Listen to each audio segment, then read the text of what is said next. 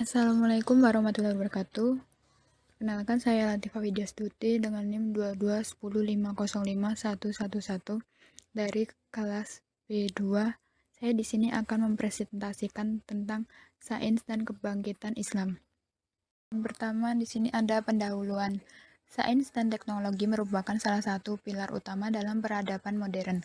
Penguasaan atas keduanya menjadi pendorong utama kemajuan peradaban suatu bangsa.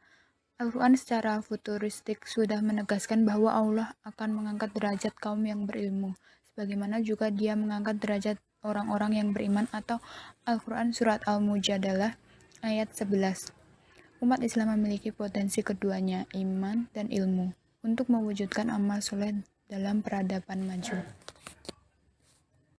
Untuk yang selanjutnya ada Indonesia sebagai negeri muslim terbesar di dunia sedang mengalami kebangkitan Islam.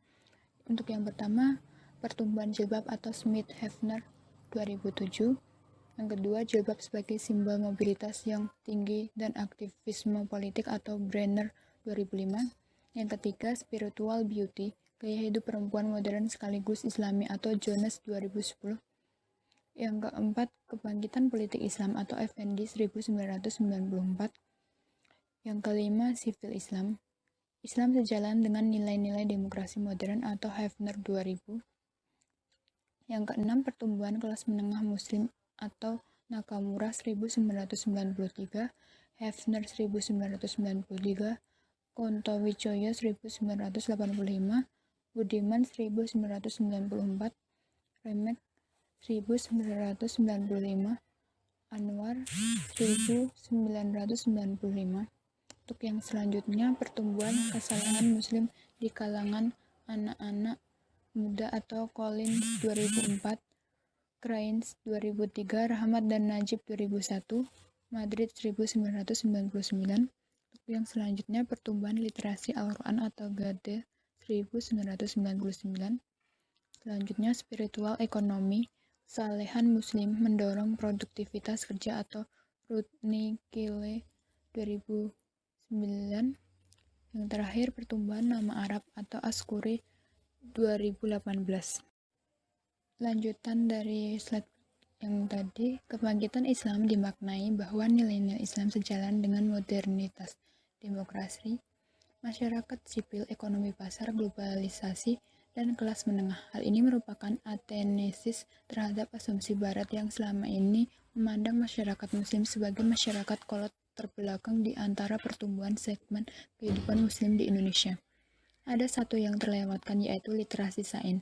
Literasi sains di Indonesia menduduki level terendah di antara banyak negara di dunia.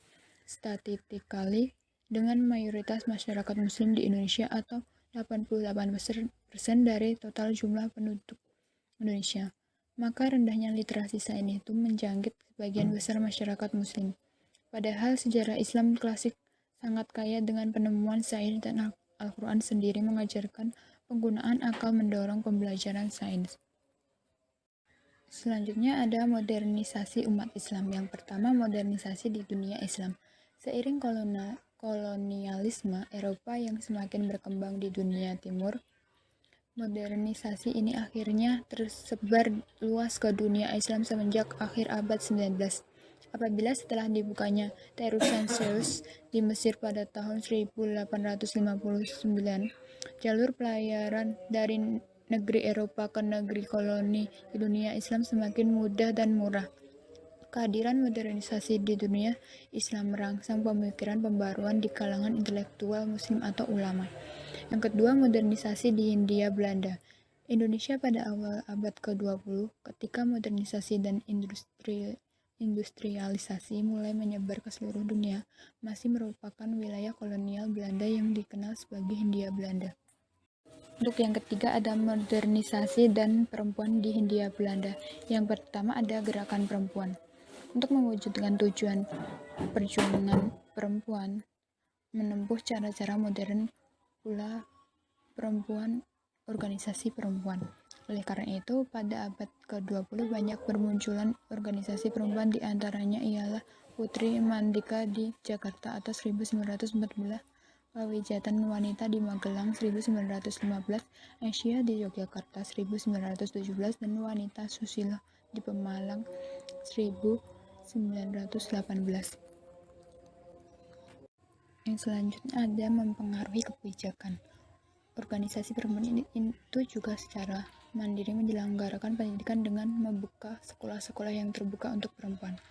Aisyah mendirikan Frobel School pada tahun 1917 untuk mendukung arus besar Muhammadiyah yang membuka banyak sekolah yang terbuka bagi laki-laki dan perempuan secara setara. Sementara Taman Siswa membuka sekolah untuk laki-laki dan perempuan pada tahun 1922.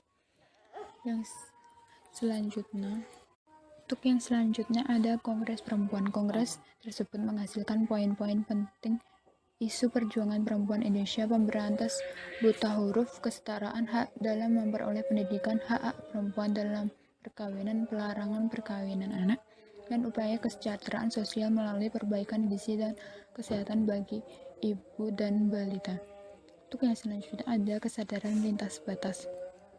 Kesadaran sebagai gerakan perempuan tampaknya tidak cukup hanya dilakukan melalui organisasi-organisasi perempuan dan kongres perempuan saja. Oleh karena itu, hasil kongres perempuan yang pertama itu membentuk Perserikatan Perempuan Indonesia atau PPI yang memadai perjuangan bersama organisasi-organisasi perempuan yang ada meskipun mereka berasal dari lintas agama, daerah, maupun ideologi. Untuk yang terakhir ada Islam perempuan dan modernisme. Ajaran Islam telah lama dibajak dan dibelokkan oleh kepentingan patriarkisme sehingga mengakibatkan ketidakadilan kepada perempuan. Keterlibatan Aisyah sejak awal dalam isu modernitas membuka kesadaran bahwa bias patriarkisme dalam doktrin Islam bisa ditafsirkan ulang sesuai dengan konteks zaman. Slide yang terakhir di sini ada interaksi Islam dan sains berlangsung dalam 3 pola. Yang pertama, Islam dan sains merupakan dua domain yang berbeda sehingga tidak ada konflik di antara keduanya dan tidak perlu integrasi di antara keduanya. Yang kedua, sains merupakan sebuah ethical project sehingga setiap proyek sains harus disesuaikan dengan ajaran Islam. Yang ketiga, sains merupakan aktivitas sosial budaya yang diadopsi masyarakat barat dari kebudayaan muslim di abad pertengahan dan diadaptasi sesuai dengan kebutuhan.